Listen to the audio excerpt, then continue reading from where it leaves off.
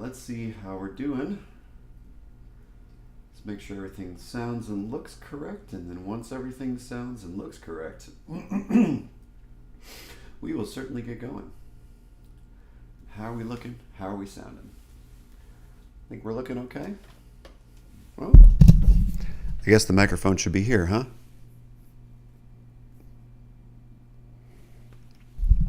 We good? I think we're good.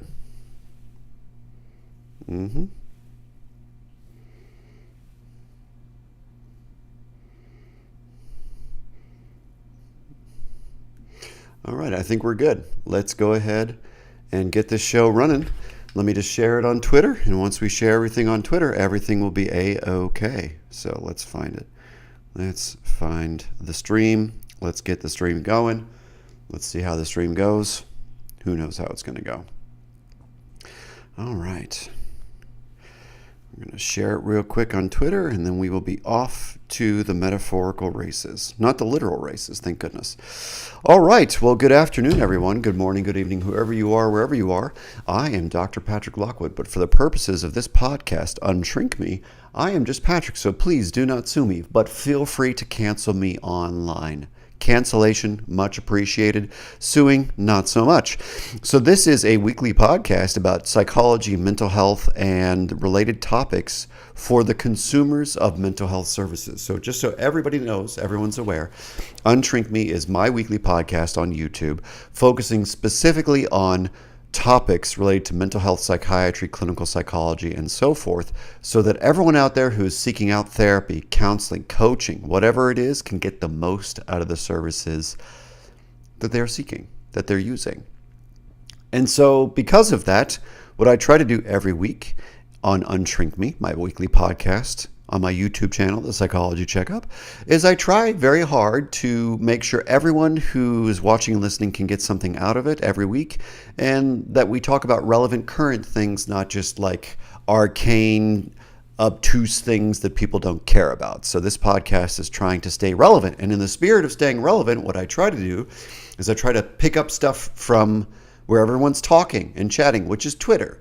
So if you're new to this podcast, just know that every week I go on Twitter and I tweet out everything that I'm discussing. So if you want to find all the things I'm talking about, follow me on Twitter. My handle is at AlobhaPatrick, at ALOBHAPATRICK. And this week's podcast is going to be an interesting one because, genuinely speaking, we've got a wide array of things we want to talk about today that are potentially very useful in some situations and maybe kind of academic, but I try to not be super academic. So today we're going to talk about boundaries. We're going to talk about the body and the score and who is keeping the score in FIFA and things of that nature. We're going to talk about, what it means to have critical thinking. And we're going to talk about all sorts of shortcuts in therapy. Well, are there shortcuts to getting better? What does it mean to get better? And so on and so forth. So these will be the primary focus of today's episode. And I will also be responding to someone who asked me a very specific question online. And in the service of keeping my word, I'd like to respond to them and make sure they get everything they asked for from me. So I try to be a man of my word. I do my best. So again, thank you so much for being here. If you're new to YouTube, please like, share, and subscribe. Click that little bell that says get notified of new podcasts. I'm here every Saturday around 3 o'clock Pacific Standard Time, and I am here for you. And I'm interested in making sure that we have a robust conversation. So please come out to the chat. Come chat, come hang out. Be silly, be serious, be whatever you want to be. I accept you no matter what you are. And as always, this podcast is not, and I repeat, it is not sponsored by Celsius. However, I do love this stuff, and it does make the podcast more fun. And it does make me a little more energetic in some ways. So without further delay, let's get into the topics. So many good topics, so much to say, so little time. So here we go. So I want to start off by giving someone that I regularly interact with online a shout out, because I think that there's not enough praise of each other in the cool things that people are doing. And so this person I'm about to discuss and give a shout out to, I think, is in the trenches doing some very difficult things. Now, I don't know her personally, so I could be making stuff up. Good afternoon, Corey. I'm glad you're here. I'll be talking about informed consent in just a little bit, but first, before I get to that, I want to give somebody a shout out. I also want to give you, Corey, a shout out as well. But I'll get to you in just a sec. No offense. So first and foremost, I want to talk about Jade. Jade Stanton is someone who is on Twitter, and her handle is at Jade the BPD Coach. So Jade the BPD Coach. And so Jade put out a post this afternoon or this morning that was an absolute banger. And because it was an absolute banger, I want to give her a shout out. So Jade, thank you so much for doing what you do. I don't know you personally. I don't get paid by you. We don't pay each other. So we have no interest other than professional courtesy. So Jade is someone who apparently does BPD, borderline personality disorder coaching in some way. I think she offers support groups and things like that, which is awesome because people with personality disorders need support of various kinds. So here's what she said just today. And so let me retweet this as we're all talking so you know exactly what I'm talking about. Just a sec. Excuse me so much. Again, my handle on Twitter is at AlopaPatrick if you are new to Twitter, and myself at ALOBHAPATRICK. So here's what Jade said early this morning. Here's what she said, and I quote, "On a regular basis, people will contact me and tell me how they tried to set a boundary with their BPD child or sibling or spouse. Told them to stop behaving in destructive ways, but their loved one didn't respect the boundary. And on a regular basis, I have to explain to them," this is Jade talking, "how telling someone else to stop their behavior is not a boundary. Your boundaries," she says, "don't work to control others. They are the control you keep over yourself." And it is that last sentence which is just fire. That is so perfectly stated in every way, shape, and form. And something that everyone gets wrong. In therapy land, the world's worst theme park, almost universally, people get this boundary idea wrong. They have a mistaken belief about what it is. It's like magical or wishful thinking that we could say some magic words and radically change another person's behavior in reaction to us. That's what a lot of people, therapists included, believe boundary setting as an activity is. And that is not at all what boundary setting is. And Jade nailed it. So I will read it again because a lot of people need to hear this. Your boundaries, she said, and I quote, "Your boundaries don't work to control others. They are the control you keep over yourself." And for many people who are in therapy, family therapy, couples therapy, coaching, whatever, Christian counseling, doesn't matter. Many people have wishful thinking that they could magically or drastically influence the outside world. And fair enough, I wish I could control so many people. And at the same time, that's a lot of responsibility, so screw that. So generally speaking, the idea that we could radically affect another person is mostly wishful thinking. It's like a sense of helplessness or impotence or something like that. And we all experience these feelings, so fair enough. Obviously, we want to get rid of the helplessness or whatever we're feeling. The problem is, you can't control other people. It's literally impossible unless you're physically putting your hands on them to physically manipulate them. So we can influence people, and our degree of influence is usually minimal. Sometimes 10%, sometimes 50%, sometimes 60%. But 100% influencing people, I don't know about that. Maybe, but probably not, right? So what I would say is this. If you are in therapy, if you're in counseling or coaching, or whatever kind of clinical service, psychiatry, if you're in a psych hospital, if you're in a rehab, setting boundaries is not about the other person mostly. It is mostly about you. You set a boundary. You are not allowed to talk to me that way is a good example of a boundary that people can set. And so what that means is the next time you talk to me this way, there's going to be a predictable consequence of talking to me this way. So if you yell at me again, what I'm going to do, like imagine this boundary that you could set. Let's say you're in a relationship with someone, or your family member is like this, or your friend is like this, or whatever. And imagine they're the kind of person that yells at you when you talk. So imagine you're talking to them on the phone and they're yelling at you. And so you can set the boundary, which is the next time you talk to me that way, I'm just going to hang up the phone because I'm going to set a boundary here to protect myself. The boundary is not to protect you, right? The walls on your house don't protect the outside world from you in most cases. The walls on your house protect you from the outside world. It's that simple. So genuinely speaking, it's very, very important to set boundaries that take care of your needs and your interests. Now, when to set boundaries, in what situations, how firm, how rigid versus how flexible, that's all up for debate and situation specific. But the idea that you're going to drastically affect the other person is wishful thinking. In some cases, narcissism and omnipotence and grandiosity. In other cases, just ordinary, I'm tired of feeling miserable.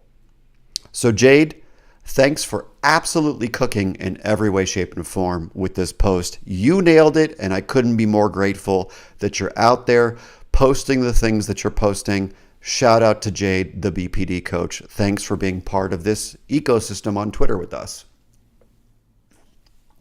So, next up on the list is our new friend here, Corey. So, Corey, thank you so very much for coming at me in the conversation. And you made a really thoughtful post in my direction about 3 days ago. So if it's okay with you, Corey, who's here in the chat, by the way, for those of you watching and listening, I'm going to read what you said, and I'm going to try and respond in as much detail as possible so that this is perfectly reasonable, if that makes sense. So I'm going to post what you said, Corey, and then we're going to move forward from that. So the focus of this post is the concept of informed consent, which I have spoken about many times on this podcast, many, many times. And I cannot tell you, thanks, Corey, I cannot tell you how important informed consent is. So before I get to explaining what it is, let me read his post and explain the backdrop here. So here's what Corey said 3 days ago. He said, and I quote, "I recall one of your episodes covering the content of informed consent, but I can't recall how much detail in explaining the potential adverse effects that treatments can cause." He further said, "I would imagine that most therapists would shy away from this topic or find the idea that treatment could cause harm to be unpalatable." So I want to speak to that very last sentence you put out there, Corey, before I speak to what informed consent is and how I believe it should be done.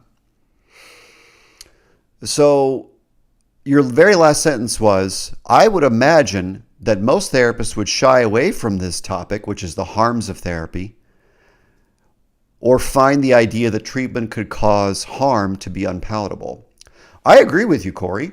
I think you're 100% correct. I have this suspicion that the average person in the profession of psychotherapy, whether they're psychiatrists or psychologists or LMFTs or LCSWs or whatever, I believe, it is my experience based upon being here in LA and being in the profession for quite some time and being a professor in grad psych and supervising people and all this stuff, that a lot of people in our profession would like to believe that they're not hurting people. And worse, they would like to believe that they're not capable of hurting people. So a lot of people in our profession have this, I think, grandiose, self-serving view of themselves as quote-unquote good people who are quote-unquote so self-aware that they would never do something to obviously intentionally harm someone, but definitely, unintentionally harm. I'm too good for that, right? I think there's many people who would like to see themselves as the good guy, metaphorically speaking. A lot of people want to be the hero, and that's one of the reasons why they come to the profession of psychotherapy. And there's various reasons, and I've talked about this on other podcasts, why people come to the profession. So yes, I agree with your statement, so I don't get lost on a tangent. I totally agree that many people in the profession find the idea that they will harm somebody unpalatable. And are they less likely to discuss it in the informed consent process? You bet.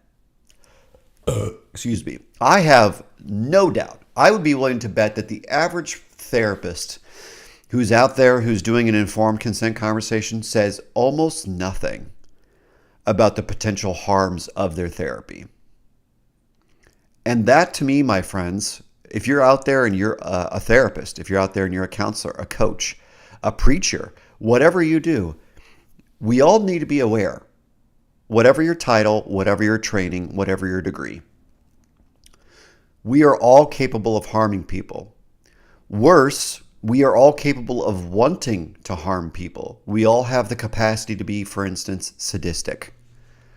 Now, some people are more sadistic than others, and that's a different problem. But we all have the capacity to harm, number one. Our interventions also have the capacity to harm. And so it's very important, extremely important to be crystal clear, like maximally clear, that harm is always on the table. And I don't say this to diminish any of the behavior and wishes of people who come to the profession. If you're in graduate school, I'm not trying to turn you away from grad school. I just want you to know that you're just as capable as the rest of us, of anyone in any profession. Plumbers, doctors, I think we're all capable of harming people. It's just a question of how aware are you of your instincts, your reactions, and follow up. Do you get how sadistic you are? Do you get the ways in which your fantasies show up with your patients, your countertransfer, and so on and so forth? So very, very lengthy intro to your question, right? So your question is, specifically, if I'm getting it correctly, Corey, how much detail should we go into when we explain the potential for harm? And I think that is going to be a person-specific answer, so I'm not trying to cop out or weasel my way out of the conversation, Corey. I think it depends upon the type of therapy you're doing. I think it depends upon the setting you work in. I think it depends upon what you believe the expected length of the relationship is. I think it also depends upon how you conceptualize the patient. If you believe that there's some very sensitive place inside the person, if they have some serious damage in sensitivity and vulnerability, then you might want to be even more explicit in some ways. It might be even more important to say a lot more, for instance. So just to toss out a couple of ideas. And if you're out there and you're watching and listening, if you disagree, let me know, because I'd love to know if I'm wildly off base or if I'm too conservative or whatever. So one thing I always consider before I explain informed consent to people is, why are they in the room, right? So I moonlight for a sleep clinic, and in that sleep clinic, a lot of people are coming to me for anxiety and stress and phase of life issues and all sorts of things. And so many people don't need the more severe CBTI stuff that I do with them, like sleep restriction therapy, which is very harmful and difficult for people. And some people do. And so it depends on what you're going to do with people, right? So it's, how are you reading the person and conceptualizing their distress and difficulty? It's also a question of, well, what are you planning to do with them, right? So easy example, if you're planning to do some kind of exposure therapy, like for instance, ERP, exposure plus response prevention, plus response prevention, then, it's really clear that you're going to put people in a great deal of distress as you conduct ERP. If you're going to do some more long-winded, sit there and talk about your childhood psychoanalytic stuff, then you might not have challenging conversations on a regular basis. Or you might. Who knows? So I think the question of how much harm is possible is contingent on your formulation of the patient, their presenting problems and diagnostic issues, their sensitivities and vulnerabilities, their social support or not, their skills and strengths, and what kind of therapeutic interventions you think are helpful. Because some interventions are extremely helpful, and some suck, and some are like mixed, and it's all situation dependent. So, Corey, these are the things that I consider when discussing informed consent with patients and how much I discuss the potential harms of people. Because the idea that I can perfectly know how much harm you're going to experience is impossible. That's a grandiose fantasy, to think I could perfectly predict how much harm someone's going to experience from therapy. So I have a couple of standard spiels that I use with people depending upon the context. One of the things that I'm consistently saying is we will likely discuss things that are uncomfortable. Okay? And so that is me giving them a heads up that this is a possibility. Now, how uncomfortable it is, I couldn't possibly tell someone in the moment because who we are in the very first meeting is different than the dynamic we have in the fifth or sixth meeting. So it's impossible to really know, Corey. What I would say is you keep in mind case formulation, diagnosis, presenting problem, personality strengths, personality weaknesses, intellectual gifts or not. You keep in mind as many of the protective factors as possible and try to explain to the best of your ability based upon the type of therapy you think you should be doing what potential harm could show up, right? It's very classic for people to come to therapy with one presenting problem and then 3 to 4 months in, all of a sudden there's a new issue. I have seen this so many times. And so we can't always predict that. Sometimes we can, but we can't always.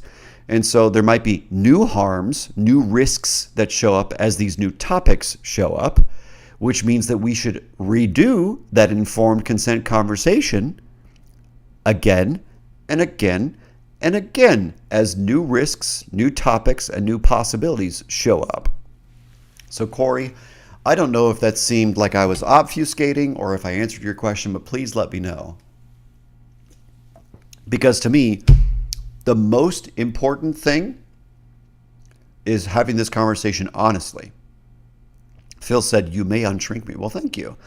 Ty Holmes, I don't know who you are. You said, I want to be single, free. I want my peace.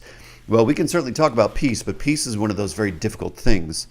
You know, it's so funny. I was actually in a conversation with my father this morning about this.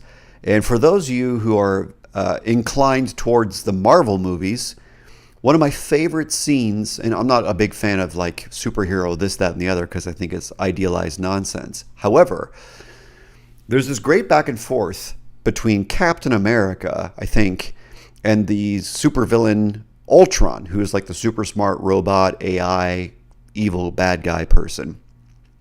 And Ultron's trying to, destroy the world to protect it from the Avengers and blah, blah, blah, blah, blah. So he's going to hurt people to help people, essentially. He's going to destroy half of society to, protect society. Anyways, so that's the backdrop. And there's this back and forth about, Captain America thinks that he's going to, protect the planet and keep the peace and all these things. And Ultron literally says, I think you're confusing peace and quiet. And that to me has always smacked me in the face because it resonates personally for various reasons. And so many people who are in therapy desperately want quiet and think that will promote peace. And it's usually not the case. And I'll spend more time talking about that at a later date. Corey said, no, actually that clears things up. A one-size-fits-all approach undermines the individuality of the client and the clinician's judgment. Exactly. There is no one-size-fits-all approach. It's impossible because people are different. And if you really respect people, you see how different they are. Because everyone's different. Everyone has a different culture, different personality or temperament, IQ, strengths, weaknesses, etc. So the idea that we could treat everybody the same is absurd. Absolutely absurd. This idea that you can perfectly replicate an informed consent conversation across two different patients is crazy to me. I can't imagine that as a clinical supervisor or a professor. So treat people as the individuals that they are. Allow them to be different in whatever ways that they are different. And in the ways that they're the same, sure, you can have similar conversations, but people are importantly different. And when you respect people, you respect their complexity.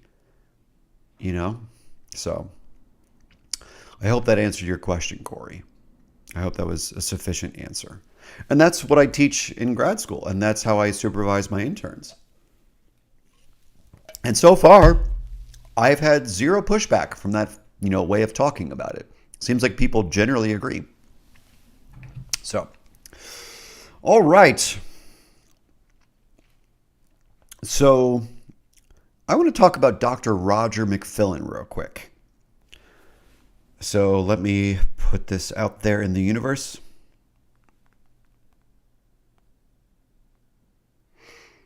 So Dr. McFillin, good Corey.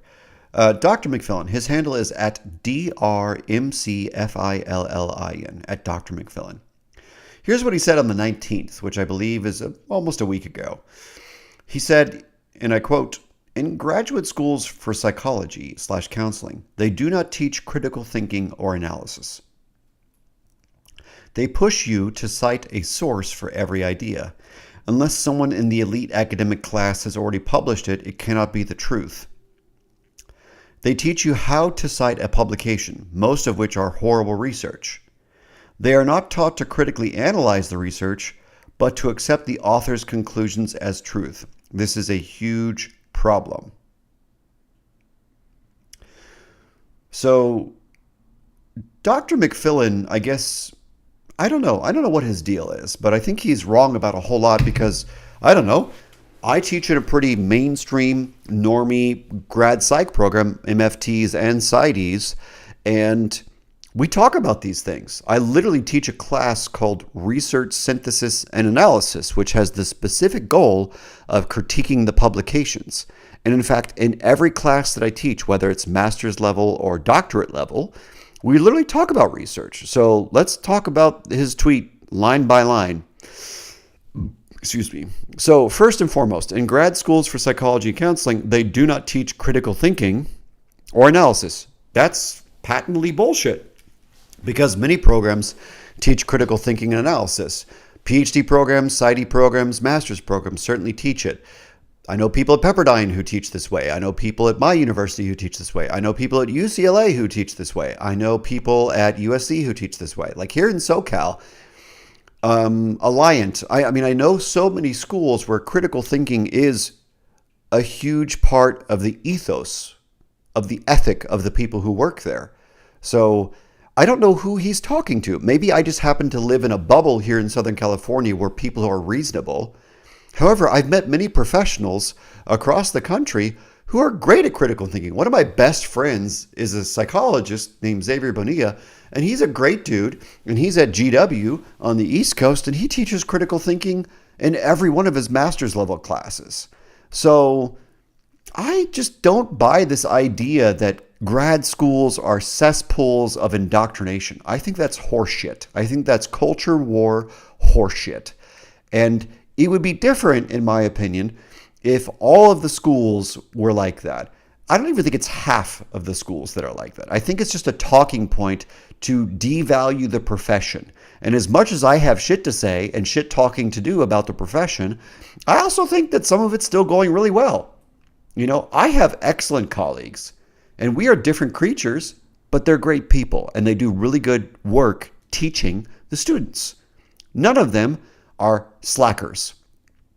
Not everyone teaches critical thinking like I do, but there's no one that works at my school where I'm like, you know what? That person wants to indoctrinate you. So Dr. McFillin, I don't know what your problem is or who you talk to, but that's not how it works anymore. Now, then the second sentence is, unless someone in the elite academic class has already published it, it cannot be truth. Again, no one in my program thinks that way.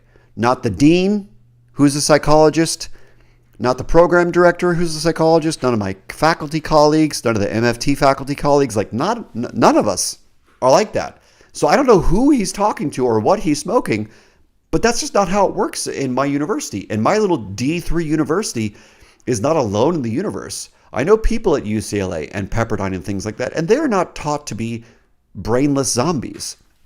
So let's be clear, Dr. McFillin, that maybe there are some crappy schools that are indoctrination camps. There are also great schools, that do basically good work. And the idea that grad school is just this brain rot factory is horseshit. Some faculty are super woke, some are super anti-woke, some are super political, some are stupid, some are lazy. Yeah, of course. There's bad people in every institution, and there are people that are bad eggs in every system. Sure. And I'm sure some people think that I am one of them. And I don't care because I'm trying to do the right thing. And I just can't believe that I am alone in the world. I just can't imagine what is the problem with people who just believe that everything is the way that they think it is. It's just, that's not how life works. Life is not uniform. Nothing is uniform. There's no social system that is uniform. So I don't know why these people talk this way. It just seems like polemics and not reality. And we need a dose of reality. And the one thing this podcast does, I think, is gives people a dose of reality. So citing a publication, great, because maybe someone's already thought of the idea that you thought of. Perhaps your brand spanking new idea is old. Most ideas in psychology, very old. Many things in clinical psychology go all the way back to Freud. And Freud was right about a lot, unfortunately, for everyone who hates him. And so the reality is that a lot of things are not new. Many things are not new. And it's really important, extremely important in my opinion, to be clear that citing things could be useful because maybe you'll learn something you don't already know. That being said, just because you cite something, you should know exactly what you're reading. So one of the things that I always teach my students to do is critically analyze the paper. And a number of the assignments in my classes are about critically analyzing papers. And I just can't imagine that I am the only one who does this. Like if you look at the American Psychological Association, which I think is disgusting, but the APA's like accreditation standards, genuinely speaking, make it so that you have to be able to critically analyze research. So I love their accreditation standards. They're basically very, very good in many ways. Some of them are stupid, but many of them are very good. And one of the ways in which the APA's accreditation standards for doctoral programs are great is they make sure that you're teaching critical research analysis. And so I get to do that in my classes. And if you know how the research is made, do you know how to apply the ideas or not? And I am not alone. I know that I am not the only one in my department who does this. And I know that my university is not the only place full of psychologists who do this for a living. So, Dr. McFillin, I don't know what your problem is. Maybe you should come to California. Let's chat. Let's have coffee. I'll bring you to one of my lectures. You'll be surprised. And Corey said, such a sweeping statement seems to damn the field rather than try and help it. You know what? It's interesting, Corey. Some of us, like myself, would love to help the field. For some reason, here I am on YouTube every Saturday, burning an hour plus of my time, trying to improve and contribute to solutions and have reasonable criticisms, as opposed to mouthing off on Twitter and podcasts and complaining like an infant where there's no solutions. These people think the university is dead. I think that's crap. I think the university is ready to evolve. And I even made a post about that earlier today, which I will not talk about here. But I think if we let graduate education evolve, everybody will win. And I think that, as Corey said, damning the field, you should never damn the field. You should not speak ill of something you don't understand. Like, I don't know what it's like at GW where my colleague teaches. I know the kinds of things that he teaches. I don't know what the rest of his department is like. But there's plenty of reasonable psychologists I know all over the world, but especially in the United States. So the idea that graduate psychology is just going down in flames, especially when the conservatives do this. Like, I love some of these guys and they're good people, but it's horseshit. Some of these master's programs are run poorly and they're just trying to make money, sure. But the idea that graduate psychology as a whole is dying and needs to die, that's crap. That's crap to me. That's just crap. Because let the institutions evolve. One of the beautiful things about all these problems is that these problems, if you think in family systems theory, it's a sign that we have to change our dynamic. Changing our dynamic does not mean letting the family die. There's no good family therapist who's like, kill your kids. Like, that's not good family therapy, right? So good family therapy is, let's evolve the boundaries. Let's evolve the systems. Let's create new ways of operating with each other so that everybody wins. That is what is needed. There's a renaissance that I think is about to happen. And I think AI is going to be what pushes it over the edge. And God bless. I'm so excited for this new iteration of things. It's going to be messy because certain systems are going to have to change and modify in drastic ways, and probably for the better. But the idea that we should damn the field, I think that's disgusting. And I think that you are trying to paint all professionals or all education with a brush that's not realistic. So you're not helping Dr. McFillin. You are a problem, not the people trying to make things better. If you want to join in making things better, awesome. Otherwise, what is your issue? All right.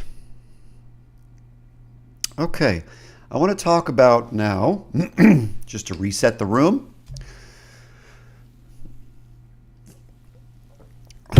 I want to talk about now my buddy Ryan Malphurs. I think I'm saying your name right?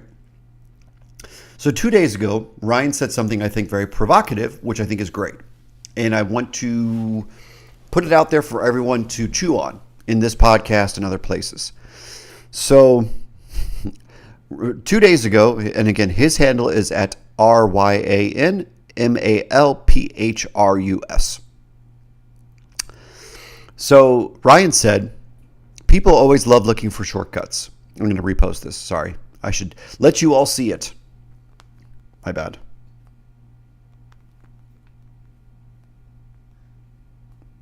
Okay. So here's what he said. People always love looking for shortcuts. Too bad reading a well-worded tweet does not have the same weight as a therapeutic relationship. Well, maybe it's good because some of the shit I read on here is terrible. So let's be clear. On Twitter, on Instagram, on TikTok, on all these platforms, on YouTube, there's shorts and clips and things like that. There's so many pithy little things, right? So I just said one earlier. Admittedly, I did this, right? So I was quoting Ultron from the Marvel superhero movie, Avengers, whatever. Like, I think you're mistaking peace for quiet, right? Or whatever the quote was. And it's like, yes, that is pithy and it resonates to me in a specific context. But there's nothing that you could say in therapy that if you just cut it out and pasted it online for everyone to see, that it's going to magically relate correctly to all the people. So there really are no shortcuts. There aren't. Because the problems of living, right, which is different than mental illness. Mental illness is not merely problems of living. The problems of living do not have shortcuts because the problems of living are layered. They're dynamic. They involve layers of society that we cannot control or influence, like taxes and government and all this crap. And so the problems of living do not go away with a pithy saying, like you're confusing peace for quiet or whatever. So there's no therapy shortcuts. There's nothing your therapist is going to say to you which is going to radically rocket you into the next level of development. And if you read any standard religious tradition, none of them say that either. Not Islam, not Christianity, not Judaism, not Buddhism, not Hinduism, not Jainism. There's no religious tradition that says there's a shortcut to feeling better. There is no shortcut to feeling better. That's not what coping skills are. Coping skills don't make you feel better. Coping skills help you tolerate the intolerable for a period of time so that you can eventually, weeks or months from now, feel better. So it's really, really important, in my opinion, and this is just my opinion, to not look for shortcuts. If you want to look for shortcuts in other parts of your life, great. But if you're coming to therapy or counseling or coaching or whatever, and you're looking for a shortcut to feel better, you're in the wrong room.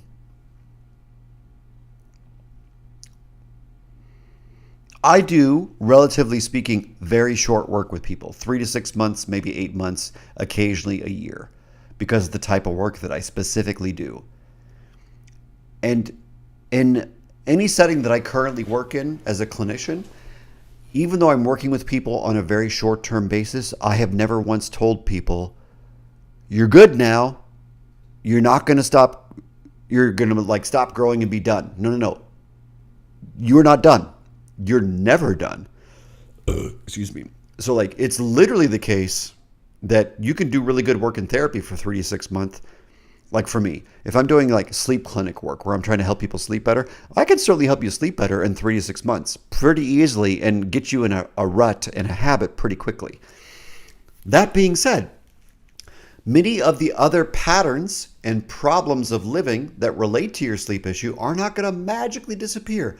Your spousal issues, your childhood stuff, your employer stuff, your existential stuff is not going to magically be solved by 3 to 6 months of CBTI.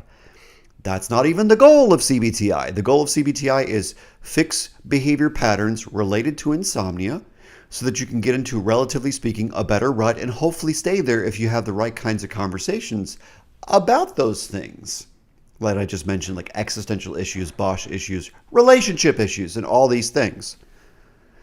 So it's very important, in my opinion, to not look for shortcuts. If you're in therapy and you're looking for a shortcut, you're in the wrong room.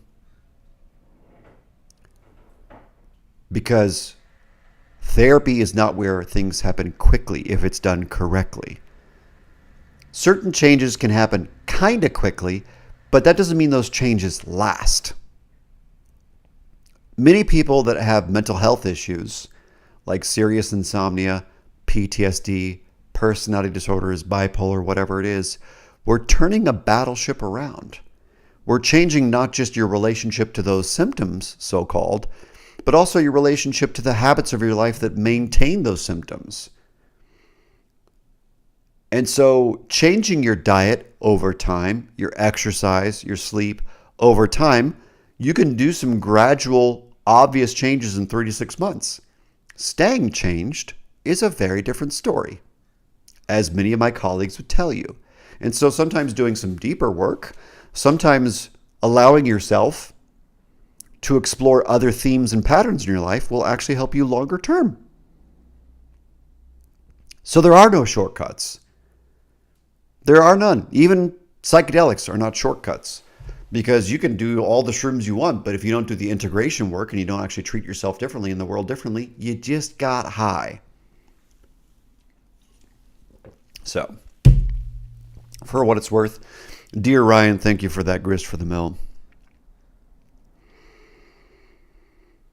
Okay, so I would like to talk about our buddy Nick Tabor. Our friend Nick Tabor, and if you don't know, if you haven't followed this conversation, if you're new to UnShrink Me, Nick Tabor is a regular poster who's featured on this podcast. And it's because he and I agree in many ways and we disagree in other substantial ways. And so this is going to be one of those I agree and I disagree moments. And it's worth everyone considering, in my opinion, because I want you to get the most out of therapy. Okay? So here's something that happens. And let me read what Nick said about 5 days ago. His handle, by the way, on Twitter is at NICKTABER. Let me see. There's some comments in the chat here. Just want to get back to those real quick.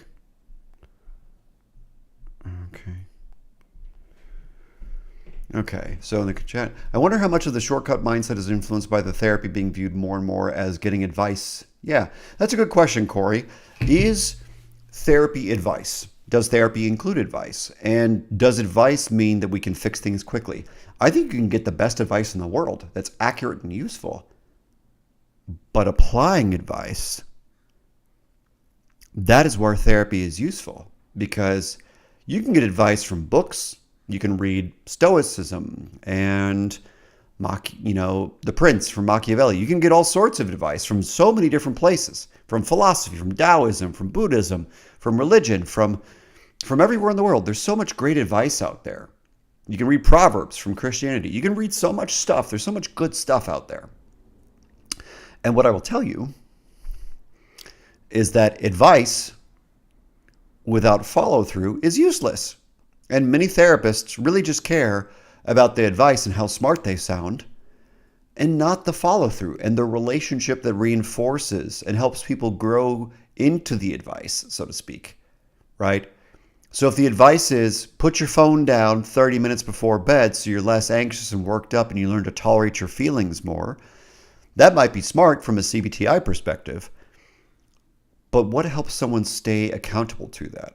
What helps someone through the anxiety of, oh crap, I have to now sit with my thoughts before bed? Well, the relationship can serve as a transitional space, if we want to use Winnicott's terms, to allow people to walk through that stuff so we don't feel alone in the journey of changing. Same thing with other relationships as well.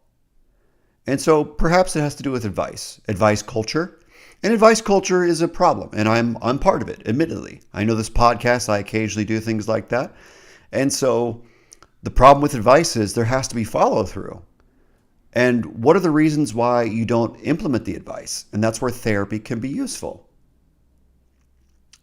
So therapy is not useful for advice. You can get advice from everyone, your family, your friends, your coworkers, the people you see at the gym, at the coffee shop, at the restaurant. But advice without follow through, without accountability is useless. And it's therapy that helps you stay accountable and grow and see yourself differently as you start to implement things. So that's what I would say, you know? So let's talk about Nick Tabor. Let's wrap this up with a Nick Tabor comment. So my buddy Nick, he's a good guy. I believe genuinely, just so it's clear to everyone, I believe that Nick is trying to do something important. I do not always agree with Nick. I do not always think he's correct. In fact, I often think he's incorrect, just like I'm sure he thinks the same thing about me. And that's why I like him, because he's not afraid to say, I disagree with you. I like people that aren't afraid to disagree with me, and he's one of them. So here's what he said 5 days ago, and I quote, he said, "In psychotherapy, when all of your deep feelings are coming up and the truth of your life is emerging, it's so easy for a therapist to undermine and stop that transformation from taking place. In fact, I strongly suspect it's the norm."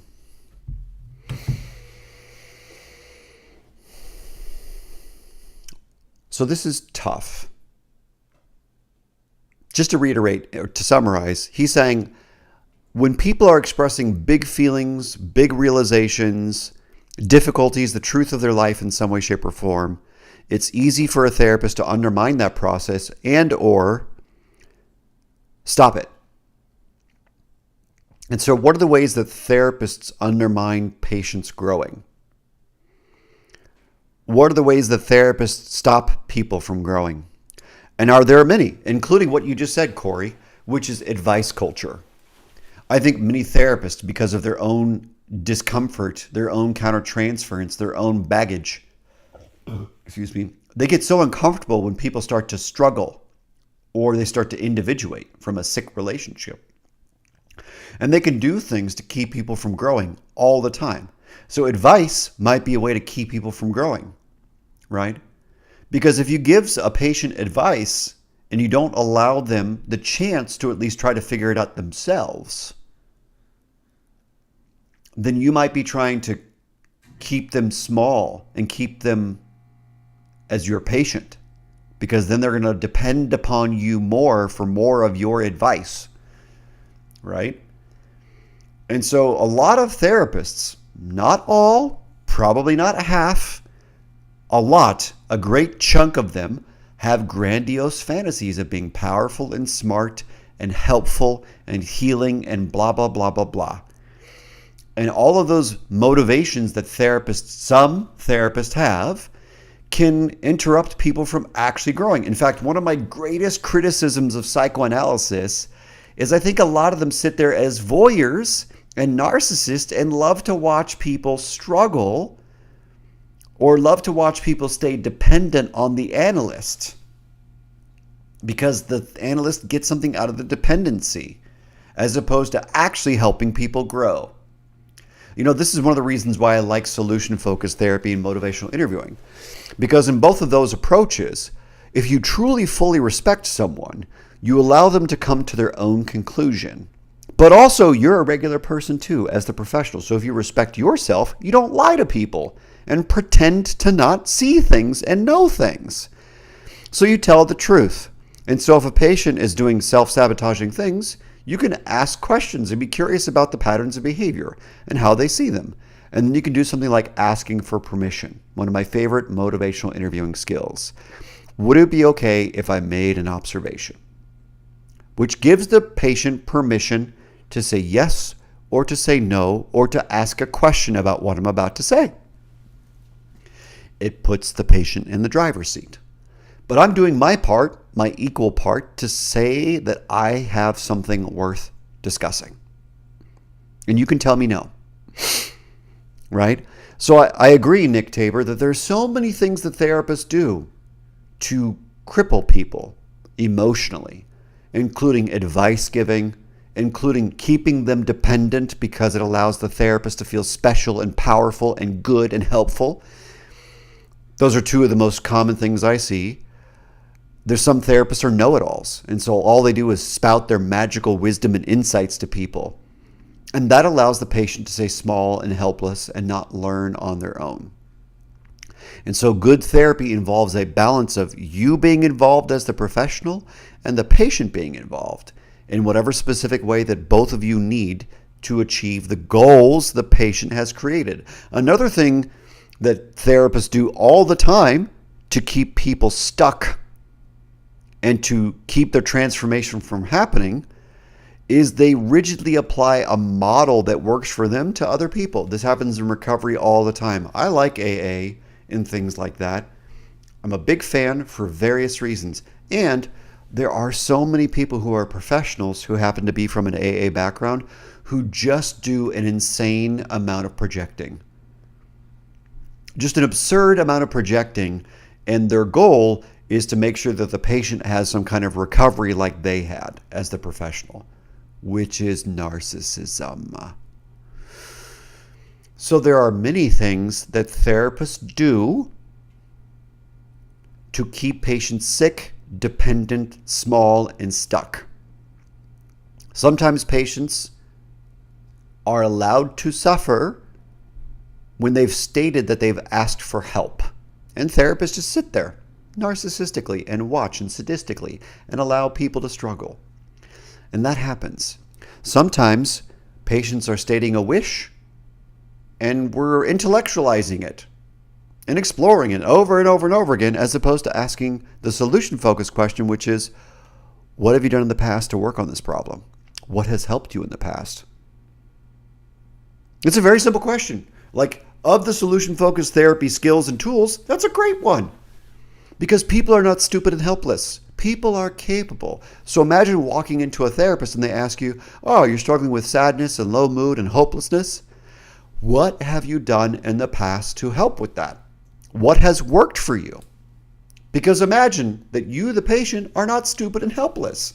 Isn't that awesome? Isn't that encouraging? I think there's a large place for encouragement in therapy, which is different than projection, fantasy. And you have to be careful as a therapist because sometimes we have wishful thinking that pushes us towards making an outcome happen with patients. And that's on us. So it's a balancing act, Nick. Some therapists sit back and watch like voyeurs and sadists. Some therapists are narcissists who are in there and telling people what to do and giving them advice and being the dad that they wish they could be and blah, blah, blah, blah, blah, blah. So good therapists do things like watch out for their countertransference. Good therapists do things like watch out for their motivations.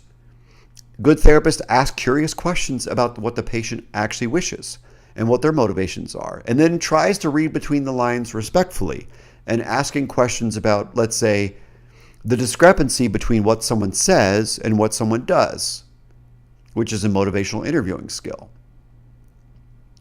So there's a lot of really cool things that can be done to help people. And there are a lot of ways that professionals sometimes harm people and stunt a person's growth. And I would say that I come out on the very critical side of this conversation compared to other people in the profession, because I think there are a lot of people who want to be someone's paid best friends. They don't really want to do therapy. They don't want to actually see people grow. They want to see people, they want to like watch an episode of Friends or Frasier or Seinfeld or whatever their TV show sitcom of choice is. They want to be a sitcom therapist. They don't actually want people to change. The change piece is secondary or tertiary. And I think a lot of hidden motivations exist in the profession. So To be fair and optimistic, I believe there are tons and tons of great professionals out there. And they're just quietly doing their job, ethically, informed consent, fully, explaining the possibilities fully. They exist.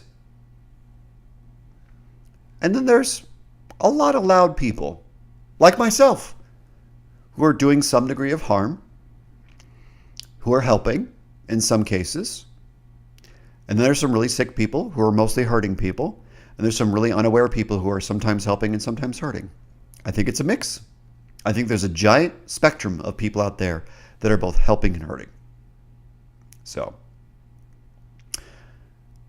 our job as professionals is to do our best to be respectful, to do our best to be open and clear and curious, and to not let our countertransference run the show.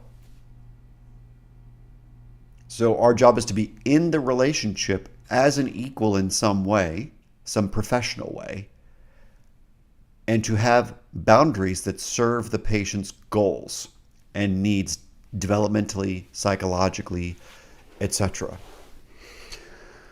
That's our goal, and it's really hard to do because people push and pull on us and we have our baggage. And if you think you're a professional and you don't have baggage, you are part of the problem. If you think you have perfectly analyzed your baggage and that you have it at bay, you are part of the problem. If you think that you are so special because you're in therapy still as a professional and you don't need to think about it as much, you are part of the problem. Having a therapist as a therapist doesn't mean that you're not going to hurt people as much, because there are tons of shitty therapists. And depending upon your baggage, you might pick someone who reinforces your baggage. So that's why I think a consultation group where there are multiple people who see you differently is better than individual therapy or one-on-one supervision. That's my belief. You can hide less in a group if you're actually telling the truth. Because a good group will call you out for hiding and avoiding and not sharing. You know? So I hope it all makes sense. And thank you again, Nick, for the grist for this week's version of Ungrist Me, this segment of the podcast called Ungrist Me. And I think I'm going to save the rest of this for yet another episode. So thank you all for being here. Thank you for sharing and commenting and chatting as you did. Corey, thanks for being here. Phil, Ty, thank you all for being here. I appreciate the support. I appreciate all of what's going on in this chat here. Corey said, it's kind of like driving. No one has a 0% chance of getting into an accident, and you most certainly can't drive blindfolded. Absolutely. 100%. Completely agree. 100% the case.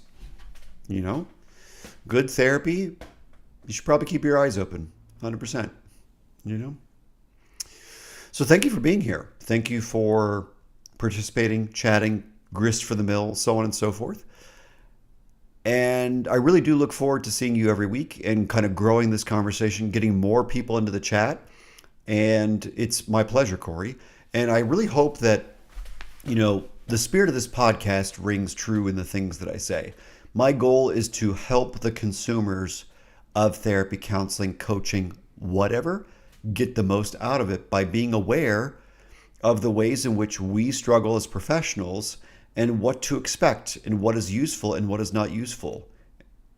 That's the goal of this podcast, and that's the goal every week. So, as always, thank you all for being here. Thank you for allowing me to participate in the conversation and be part of it with everybody else who does podcasts and things like that. Many of my friends do this as well. So thank you all. And I will see you next Saturday. Same time, probably. Same YouTube channel, The Psychology Checkup. Same podcast, UnShrink Me podcast. More things, by the way, are in the works. I have more podcast ideas for different kinds of episodes that will be on different days with different topics. So be on the lookout for new stuff coming in the fall, probably, most likely. So stay tuned. And without further delay, I've had a habit of trying to end these podcasts with jokes. And so I will do what I can to actually try to be funny yet again. And so let us all pray that I am even remotely capable. So let's see. So I once had this patient. He was a tough kid. He was like 17. And I don't normally work with teenagers, but I have a history of working with teenagers, and they're fun because they're very different than adults. They're the more rowdy, they think they know a lot of stuff, but they're also very much like influenceable. They're very good at like having a push-pull in therapy, which I appreciate because I'm a fairly disagreeable person. So it's fun for me. And so I was working with a 17-year-old who had a history of being bullied and drinking a lot and stuff like that. Good kid, just very sad and really messed up family dynamic. And he kind of felt lonely. And one of his hopes was to find a girlfriend while he was still in high school. And we spoke a little bit about his depression and tried to work on that, while we were together. And we also tried to work on this phobia he had, which I've never heard of in my life, but it kind of makes sense because there are movies about this. So he was kind of terrified of dogs, which I haven't really seen a whole lot in my life or my career especially. Like people have phobias with spiders and snakes and other kinds of scary things, but dogs is pretty rare in my experience. This was the first time in my career I'd seen it. Excuse me. So anyways, this kid had a real gnarly fear of dogs. I think when he was young, he was like bitten by a dog and his dad kind of yelled at him and kind of took the dog side, and dad's a dick and an asshole and an idiot. And so, there's dad stuff there, there's dog stuff there. And he was finally into this girl, this 17-year-old girl, same age girl, who was really nice and was very thoughtful and kind of helped him in his 17-year-old angsty, who am I, what am I going to become stuff, which is cool because it's always nice to have someone who's going through the same stuff as you and understands you. So he had that, which was cool. But she had this dog, and it really bothered him because he wanted to hang out with her, go to her house and all that stuff and chill and all the kid stuff at houses and making out and whatever kids do. But she has this like French bulldog, and French bulldogs are not like scary dogs, but it still brought up a lot of anxiety and fear in him. And so we started to do some exposure work around the dog. Fair enough. And, we did some exposure work. He started to get a little bit better, more comfortable with her dog. We tried to figure out how to do some cognitive stuff with the dog too. And eventually kind of the fear went away. And he came to me in therapy one day and he said, Dr. Lockwood, I don't know what it is, but I think I really love this girl. And I said, that's interesting because so far you just said you really like her, but like now you're saying you love her. What happened such that you love her? He said, well, I was making out with her in her bedroom. And at one point, the dog walked into her bedroom and I heard it and I started to get really fearful. And then she hugged me super close because she knew I was afraid of her dog. And when she hugged me super close, all of a sudden, all that fear started to go away. And I felt really important. And I was able to relax. And I had such a good time with her. And I said, you know what? That's awesome. It sounds like you're barking up the right tree. All right. I hope you have a good rest of your Saturday. Take good care of each other. Have good food. Get good sleep. Make sure you exercise. And I will catch you next Saturday for another episode of UnShrink Me here on YouTube.